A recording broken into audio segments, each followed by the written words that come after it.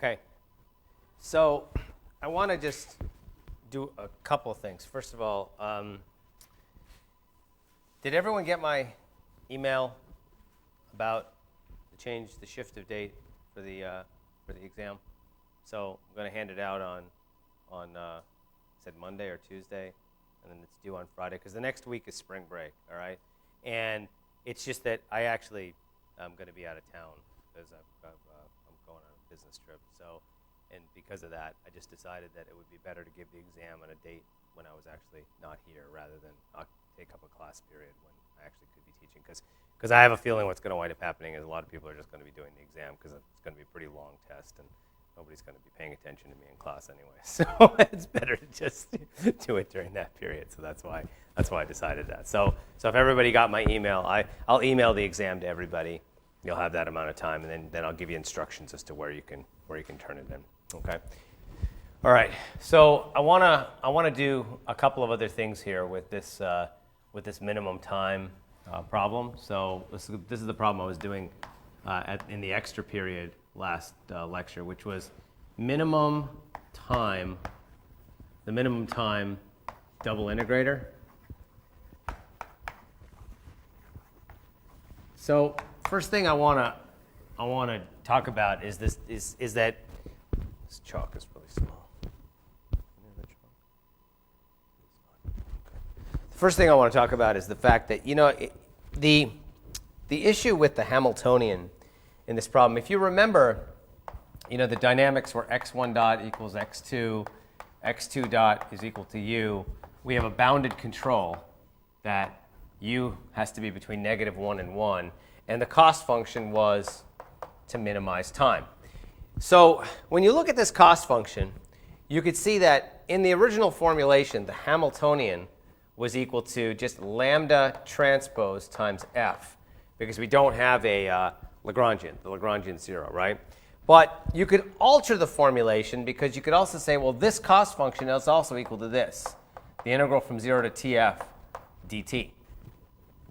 They're the same, right? But if I do it with formulation 1, right, let's call this formulation 1, let's call this formulation 2. All right, so if I do, well, let's do it this way. Let's label it this way. This is 1, and this one I'll label as 2. All right, if I do it with 1, then the Hamiltonian is lambda transpose f. But if I do it with 2, then what is the Hamiltonian? The Hamiltonian in this case is going to be 1 plus lambda transpose f. Now, clearly, they're not the same, right? But let's look at just a couple of things about this. We know that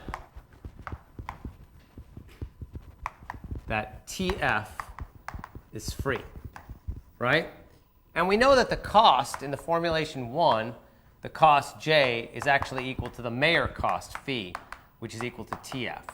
And we know that the Hamiltonian at TF is going to equal the partial of phi with respect to TF. So in this case, that's equal to 1, right? So minus the partial of phi with respect to TF. In the case of 2, we've got J is actually equal to the integral of L dt from 0 to TF. And we see that the Hamiltonian in this case, phi is actually equal to 0 in this case. So the Hamiltonian is actually equal to 0 in the second case. So, but if you look at the Hamiltonian in the second case, you'll see that h, which is equal to 1 plus lambda 1 x2 plus lambda 2 times u, well, that has to equal 0, which says that lambda 1 times x2 plus lambda 2u is equal to -1. But that is the Hamiltonian in case 1. Right? So basically what it comes down to is you see the Hamiltonian in the case of 1 only includes lambda 1 x2 plus lambda 2u. So you get the same result in both cases. You have to get the same result. It doesn't make a difference which way you do this, because what I've done is I've just shifted everything. There's a constant that comes out here because the cost is being quantified as a Mayer cost, whereas in the second case I'm modeling everything as a Lagrange cost, which gets to this whole issue of, let's look at the cost functional for just a second. So in a general case, what do we have? We have J is equal to phi, which is the Mayer cost, which remember is a function of x of t0 and t0, x of tf and tf, plus the integral from 0 to tf of L of x of t and u of t and t dt. Now, if you look at this, if you look at the formulation, you can go back and forth. So this is what I want to talk about for a few minutes today. You can go back and forth between one form or another. This particular form of the cost function, this is what's called the Bolza form. The Bolza form is the one where you have both a Mayer cost and a Lagrange cost. If we just had a Lagrange cost, if the only part of the cost involved L, so in other words, J was just equal to the integral from 0 to tf of L dt, this is what's called the Lagrange form. Now you could see that, well, maybe you can't see this, but we can go back and forth between the Lagrange form and the Mayer form. The Mayer form is only when you have just the endpoint cost. So if you only have the outer cost or the endpoint cost, that's called the Mayer form. So you can see that if I suppose now that we do this, suppose we let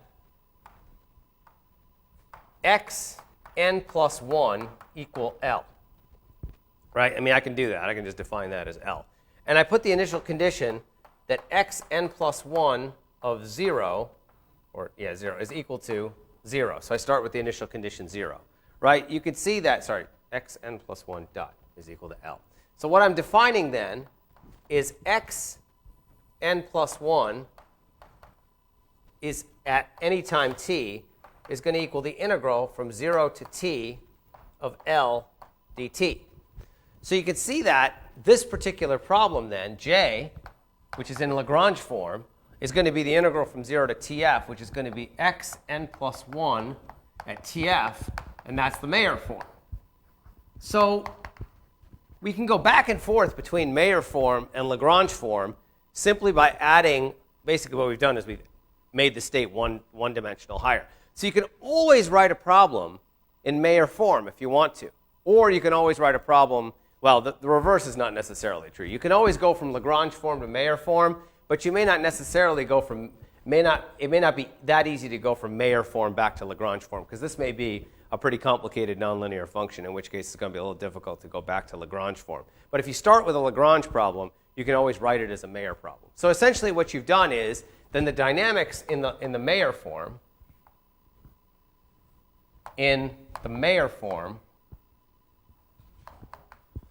would be the following. You'd have x dot equals f of x and u, which are your original dynamics. Then you'd have x n plus 1 dot is equal to L.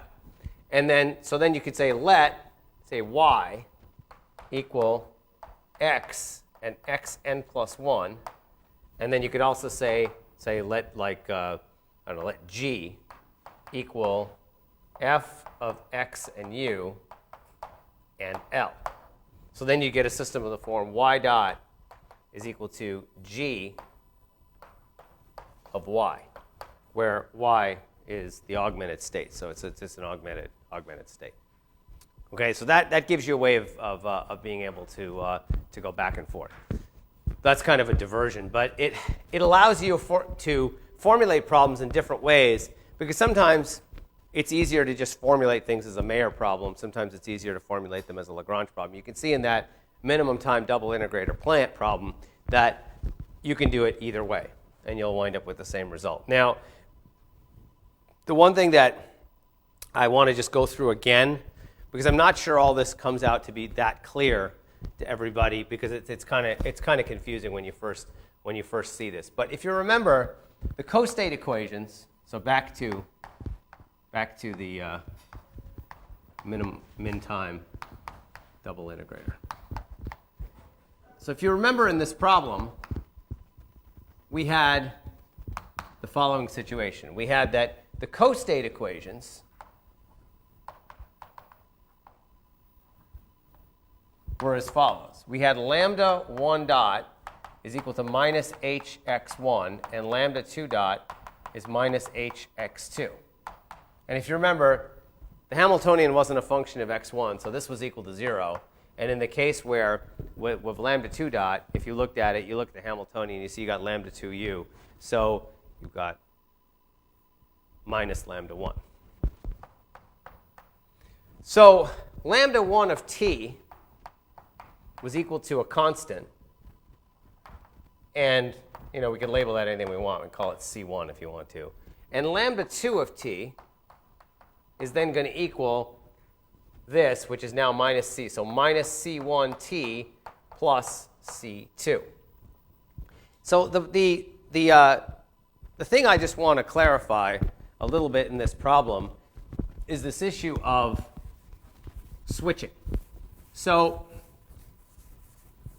we had said that you can see that the optimal control in this case, when we go back, u star, was obtained by taking the argument of the minimum, in this case of u, in minus 1 to plus 1 of h, which was equal to the argument of the minimum of u in minus 1 to plus 1 of lambda 1 x2 plus lambda 2u.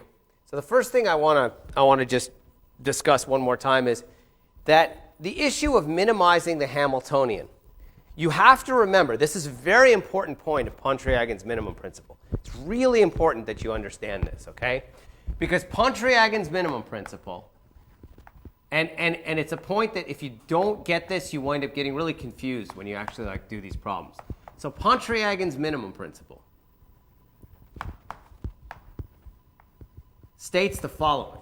It states that if I take the Hamiltonian and I hold the state fixed at its optimal value, and I let the control be anything, well, let's just make it u star. Let's do this one first. Lambda star of t and t, that is less than or equal to h evaluated at x star of t, u of t, lambda star of t, and t. Okay? Now, I said this before in class, but I'm going to say it again. It's very important that you understand that this principle is applied when you are holding the state and the costate at their optimal values. Now, the backwardsness of it is, before you solve the problem, you don't know what the optimal state and the costate are, right? But the principle only applies in that way. So when you do this condition over here in this minimum time double integrator problem, you can see that you have to apply this minimum principle in the middle, right? But I clearly don't know what the optimal state and costate are. So you have to understand that you have to assume that this is not the only condition you're applying, right? You're applying this condition plus you're applying a whole bunch of other conditions. So what you're going to determine is a full set of necessary conditions that you can then use to solve the problem, right? This is only one of those conditions. It's not everything. So when we actually apply this, we got to be a little bit more careful, which is that what we're really saying is u star of t is going to equal the argument of the minimum of u in this case, which can take on the values between negative 1 and plus 1 of lambda 1 star x2 star plus lambda 2 star times u. Because the confusion that comes up in this is that, well, if I can vary all these things, then clearly I can make the Hamiltonian smaller if I just change x2 and I change anything else in here besides u, right? But I can't do that. These have to be fixed. Everything that's not u, all the other quantities in this problem that you're solving for, must be held fixed at their optimal values. So now you can see that the only quantity that I have the choice to be able to vary is u, right? Because these have all been frozen at their optimal values. So this then becomes minus the sign of lambda 2 star.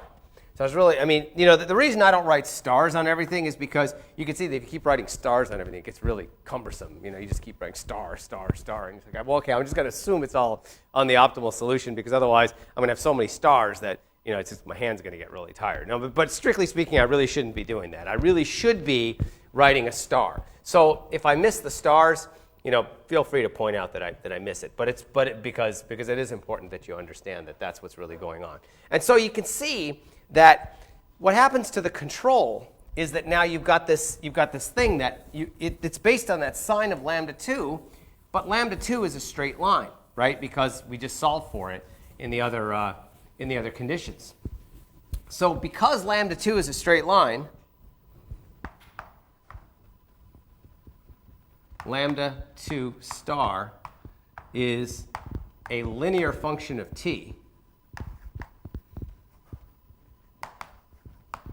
We wind up with the 4 possibilities that I drew before, and I'm going to draw them again because I just want to discuss a particular point with these this time that I didn't really go into much detail on the other time, which is that so if this is lambda 2 star of t, and this is t, that the possibilities are that it can be a positive slope with a positive intercept. It could be a negative slope with a negative intercept. It can be a positive slope with a negative intercept and a negative slope with a positive intercept. Those are the only possibilities. But there's one other possibility, right, which I didn't actually write here. What's the other possibility? What's one thing that could happen which I didn't draw on this board? It could be a constant, right? So let's suppose lambda 2 were a constant. Suppose lambda 2 star of t were a constant. Is it possible for lambda 2 star to be a constant? If it's a constant, what does it mean? Then it means that C1 has to equal 0, right? Because it's a constant. The only way that can be a constant is if C1 is 0, right? So that would imply that this constant C1 has to equal 0. Otherwise, it can't be a constant, right? So if it were a constant and this was 0, then what would happen to the rest? Then this would be 0, right? Lambda 1 of t would be 0. If lambda 1 of t is 0, then that means this quantity here is 0. Now, if this is a constant, what is going to wind up happening to the optimal control? If that's true, then you could see here that let's look at this equation here. So let's go back to the Hamiltonian. I know that the Hamiltonian is equal to lambda 1 x2 plus lambda 2 times u. And what does it have to equal in this particular case? We already went through it. I went through it earlier in the lecture. What does it have to equal in this case? Well, what's true about the problem? It's got a free final time because I'm minimizing time, right? So the time has to be free. What else? What's true about this Hamiltonian? I talked about it last lecture on Wednesday. What's true about this Hamiltonian? No. I did it earlier, but what's true about this? So let's go through. Let's write down the properties of H. These are really important. These are diagnostic properties that help you actually determine things about the optimal solution. What's true about this? Let's write it down. 1, H is not an explicit function of time.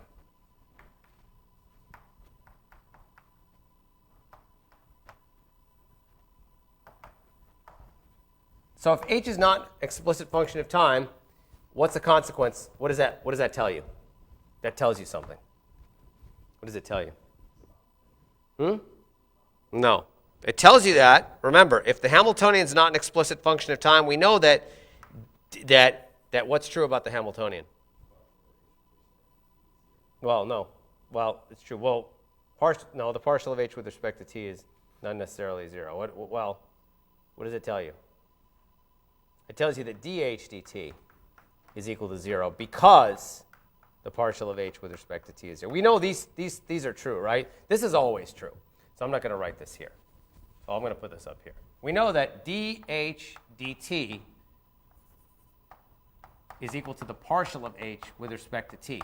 But if the Hamiltonian is not an explicit function of time, then the partial of H with respect to t is equal to 0, which implies that dH dt is equal to 0, which tells me what? H is equal to what? It's equal to a constant, right? But what's that constant in this case? I did it already. I wrote it down on the board a few minutes ago. What is it? We know that the Hamiltonian, I'm going to write it down again, at the final time is minus the partial of phi with respect to TF. What is that? What's minus d phi dTF? This is minus 1, right? So this tells me that lambda 1 x2 plus lambda 2u on the optimal solution is equal to what? It's equal to minus 1, right? It's got to be equal to minus 1. But what happens if C1 is equal to 0?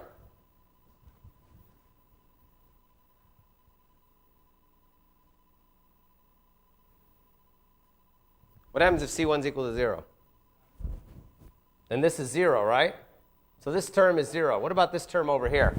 So if C1 is equal to 0, it implies lambda 1 star of t is equal to what? What's it equal to? It's equal to 0, right? Because I derived it over here. Lambda 1 of t is equal to C1. So this is equal to 0, which says that lambda 2 star of t times u star has to equal minus 1. Is it possible for this to be true? Can this ever be equal to minus 1? What does the optimal control always have to be? What's the optimal control? But the optimal control, no. The optimal control is minus the sign of lambda 2, right? True. So if lambda 2 is negative, right, then this has to be opposite the sign of this, right? So if this is negative, this has got to be opposite the sign, right? So what does this product always have to be? No. If lambda 2 is negative, what is the sign? What is going to be the sign of u star? Positive, right? So lambda 2 is negative. This is going to be positive. So what's this always going to be? It's always going to be a negative number. Can it ever be negative 1?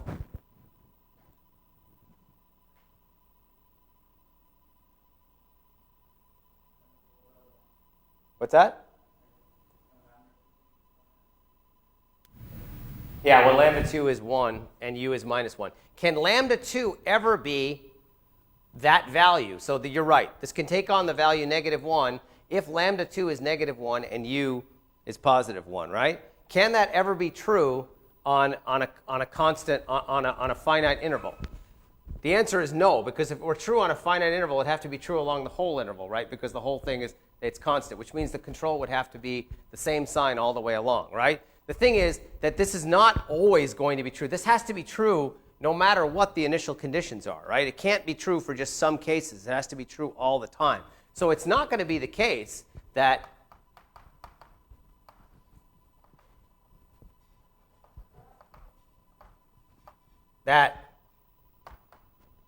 lambda 2 times u will always be minus 1. There may be certain special situations where it's minus 1, but we haven't invoked any of the initial conditions on this. It has to be true for all solutions to this problem, right?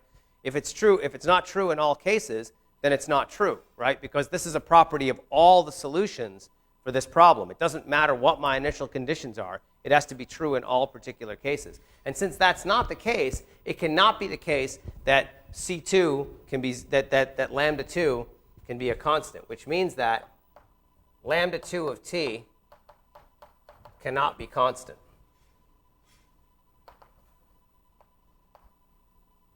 Which means it has to have a slope which is either positive or negative. It can never have a slope that's 0. So that we've ruled out the situation where the slope can be 0. And in fact, the one that really causes the problem is this one. Is that, let's suppose, so more specifically, suppose that lambda 2 star of t were equal to 0. Let's just take that particular case where, so that's the one case where C2 is actually equal to 0. Then what does that tell me? It tells me lambda 2 star of t times u star has to equal minus 1, right? But if lambda 2 star of t is equal to 0, there's 0. It tells me lambda 2 star looks like this, right? It rides right along here. So if lambda 2 star of t were identically equal to 0, can it ever be the case that lambda 2 star is identically equal to 0? It cannot be the case, right? Because if lambda 2 star of t were equal to 0, this condition could never be met, right? This right here is what's classically known. This is what I was going to talk to you about this lecture, so I'm going to finish this lecture with this. This is what classically would have been known had it been possible as a singular arc. And I'm not going to go into a lot of details on singular arcs today. I'll do that next week because it requires like a whole lecture in and of itself. So what we've ruled out from this is we've ruled out the following possibility. Because lambda 2 star of t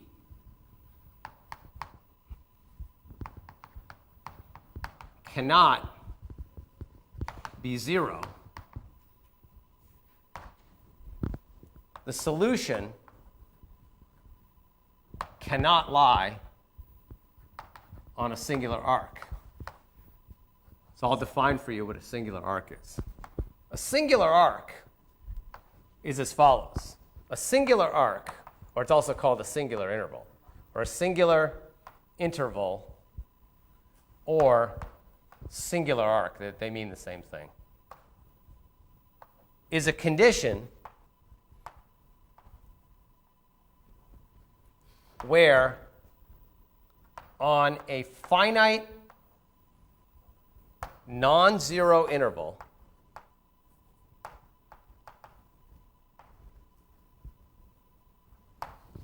t1, t2, where t1 cannot be equal to t2, because if t1 is equal to t2, it's a zero duration interval.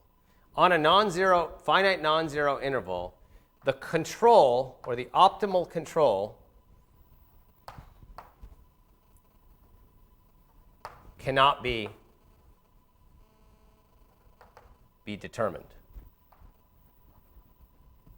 So if you look at this particular case, you'll see what I'm talking about. Let's go back to this problem for just a minute, because it's a good example of where you can't have a singular arc. And I just showed you why you can't have a singular arc, because lambda 2 of t cannot be 0, because otherwise it doesn't satisfy the optimality condition on the control, which is that you see that h is equal to lambda 1 x2 plus lambda 2 u. If lambda 2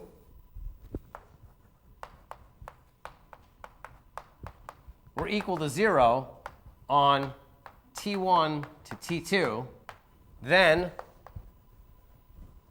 the optimality condition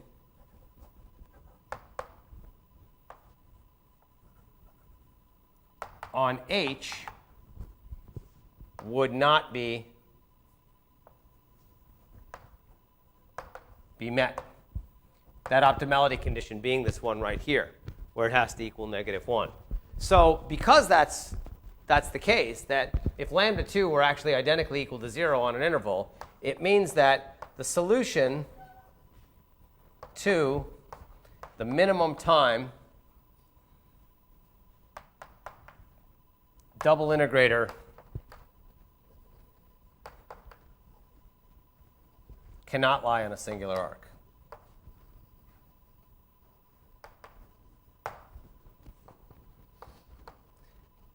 Now, generally speaking, singular intervals or singular arcs are very, very difficult to detect, because you generally have a condition where you've got you want to apply Pontryagin's minimum principle, but there may be an interval over which you cannot get any information about the control, because there's the possibility that whatever is multiplying the control is going to wind up giving you 0 effect in the control. If you look at a general Hamiltonian, you'll see this maybe a little bit more clearly, which is that a general Hamiltonian looks like this.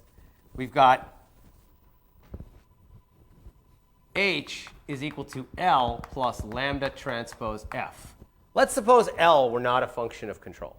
Just like in this case, where if I write this in Lagrange form, I just have the integral dt, so Lagrangian's equal to 1, right? If it turns out that I actually get a condition where suppose L is not a function of U.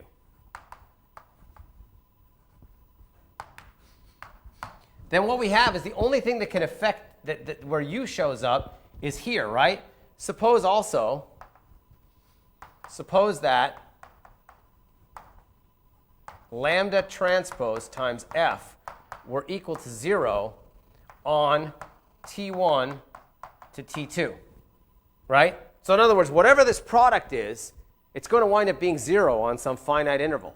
You can see that if it's 0 on some finite interval, on that interval, there's no way for me to determine what the control is, right? Because what's multiplying F is annihilating any effect that the control has. So on that segment, if I'm trying to apply Pontryagin's minimum principle, I don't have something that's a function of the control, right? Because the control has been nullified by the product of lambda transpose times F. So whatever that is, it's gone from existence on that interval. And so as a result, I have no way of being able to determine the control. Because if I apply Pontryagin's minimum principle, and along the segment, lambda transpose times F is 0, I have no way of knowing what the right value of the control is, because it's the one that minimizes the Hamiltonian, right? But the one that minimizes the Hamiltonian is anything, right? Because I'm on an interval where lambda transpose F is equal to 0. So if that's the case, I can't figure out what the control is, because lambda transpose times F on that segment is 0, which doesn't give me any possibility of being able to know what I should be choosing for the control,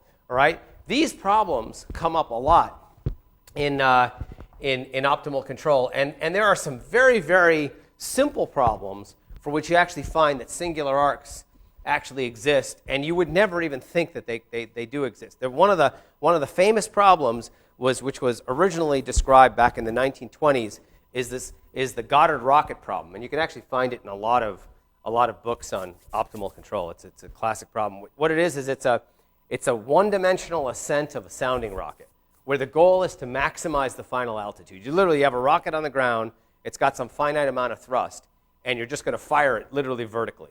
And you're just going to say fire until you get to, and you maximize the final altitude. That's the problem. Maximize final altitude. It's a really simple problem, right? I mean, there's nothing to do. It's just I've got some force that I'm applying to the rocket, and there's gravity, and I'm just going to try to get to the final altitude. Turns out that the solution to that problem, which mystified people for years, you would think that the solution would be to fire maximum thrust and then turn the thruster off, right? At some point, once you finally have gotten as high as you can get, and you're not going to get any more effect from thrust. So you just fire max and you fire min, and you'd be in the same situation we were in with this double integrator minimum time problem, right? Well, it turns out the optimal solution is not to do that. The optimal solution is to fire max and to do something weird in the middle and then to fire min. And that weird thing in the middle is a singular arc. And so next week what I'm going to do when we actually go through this in more detail, I'm actually going to solve the Goddard rocket problem. And you can actually see that the solution actually lies on a singular arc. And it's absolutely pathological, because you look at it and you just say, there's no way the solution can lie on a singular arc, because it just doesn't look like it lies on a singular arc. But then when you test all these conditions, you actually will see that by testing the conditions, there is the possibility that you can have a singular interval. And it turns out that not only is it a possibility, it actually is the reality. It actually is the optimal solution, is to be on that singular interval. So then we'll discuss. And I wish I had enough time today, because I need like a whole 50 minutes to do this. We'll describe how you actually can construct the conditions that are required in order for you to be able to determine the control on a singular arc. Okay? So I want to finish this lecture with sort of one thing that I think all of you should be doing. Somebody asked me the question earlier this week about kind of where we should be. That's why I brought a copy of Kirk's book with me. So I want to just go through it and just give you an idea as to where I think everybody should be at this point, which is that we didn't do the chapter on dynamic programming. I'll talk about dynamic programming later, but I don't think it's the right way to start optimal control, so I do it later in the course. So chapter 3 is off. But then we've got chapter 4, which is the calculus of variation. So you should be able to get through all of chapter 4, because nothing in chapter 4 is that mysterious. I've gone through most of the stuff, and I really highly encourage you to do the problems at the end of the chapter, because they'll teach you a lot if you do it. As far as chapter 5 goes, this is the variational approach to optimal control problems. We've done necessary conditions for optimal control, even though mine are a little bit more general than what's in Kirk's book, but still the same idea. We talked about linear regulator problems, because I think that's important. We talked about Pontryagin's minimum principle. The thing we haven't talked about is state inequality constraints. State inequality constraints are another topic that I'll take up a little bit later. It'll probably be after I do singular arcs. I'll probably do state inequality constraints because that requires some care to be able to do that. Because it turns out that that's kind of a weird thing too. I actually have a student who's working on some computational methods for state inequality constraints. They're not that easy to deal with. We talked about minimum time problems. I did the minimum time double integrator plant problem. We didn't do the minimum control effort problem, but you can do that. You can do that yourself. It kind of follows a lot more easily from the linear quadratic problem because in that case you're dealing with a quadratic penalty in the control and the cost. So and then I just today touched upon singular intervals and optimal control problems, and I'm gonna do that in more detail next week. So really, you should be able to do most of Chapter 5 because all of the things that I've covered are pretty much in there. Now, Kirk does a couple of other things that are really nice, and I would highly encourage you to do it, which is that he's got a couple of really good examples in here of like problems that are like a little bit more practical, and I think one of them is this problem that's on page 200 or something like that. It's right around 200, where he's got a vehicle in orbit, like around the moon or something like that, yeah, around the moon, and he does some sort of an orbit transfer. So it's actually really useful to go through this because you can actually write down all the optimality conditions, and you can see, how you'd actually solve the problem. And he's got, and it's a really nice problem, and he goes through it in a lot of detail. So I would recommend you do that. As far as the exam format goes, I wanna just get clear what it is that's going to be on this test. So what I usually do with the test is I give like 1 or 2 problems. Usually I give 2. And I generally ask you to formulate all the optimality conditions for the problem, all the necessary conditions for optimality. And then what I want you to do is I want you to spend some time, either I'll say solve the problem analytically, and if I ask you to solve it analytically, if it's something not obvious, I'll give you a hint, and I'll say, here's a hint to be able to get you started so you can do it. And then I usually want you to do at least one thing on the computer where you actually try to solve it numerically to see whether or not what you get analytically, you can actually reproduce it numerically and see how difficult it is to solve a problem numerically. Because the goal of the exam, it's not a traditional like test, okay? It's more like I would almost characterize it a little bit more like a mini project than a test. It's like take 3 or 4 days, spend the time, and learn something from it. It's more of a I want to learn something from it than it is me trying to test you, okay? Because this class really isn't designed for me to sit there and like hold my, sit there over you and say, do this, do that, and if you don't do this, you're a bad person, and if you do this, you're a good person. No, that's not the way this class works, okay? This class is about what you get out of it, right? Because if you don't get anything out of it, then this is a pointless exercise. But if you want to get something out of it, you have to put some effort into it, right? So this exam is designed for exactly that, for you to stew over it for a few days because you're just like, I don't know how to do this, and I got to figure out how to do it. It's going to take me a long time. That's great. Then you'll learn a lot in the process of doing it. You'll spend like 3 or 4 days, and you'll get a lot out of it. And the exam will probably teach you as much as you learn in the first 6 weeks of the class because you will actually have to do it yourself. And when you have to do something yourself, you typically wind up learning it a lot better than if you're just listening to somebody else do it, okay? And then if you have questions, I'm always happy to help people if they have questions on a test. I won't do the work for you, but I'm more than happy to go over certain things if you're confused about a problem statement or what you should be looking for, or I can't get this to work out. That's perfectly fine. The only thing I ask of you is that you all do your own exam, all right? But if you want to come and ask me for help, or you want to go over some stuff, I'm more than happy to do that. Okay, so that's great. If you want to send me an email, great. But just don't copy off each other because it's pointless. You're going to learn nothing if you do this. I mean, and this class is not about struggling for grades and all this stuff. That's not the focus of this class. It's about learning optimal control. So you'll get a lot more out of it if you just spend the time and do it. Okay? So we're going to stop with that today because I really can't go into singular arcs. We'll do singular arcs on Monday. All right? We'll have a whole lecture on it. Okay?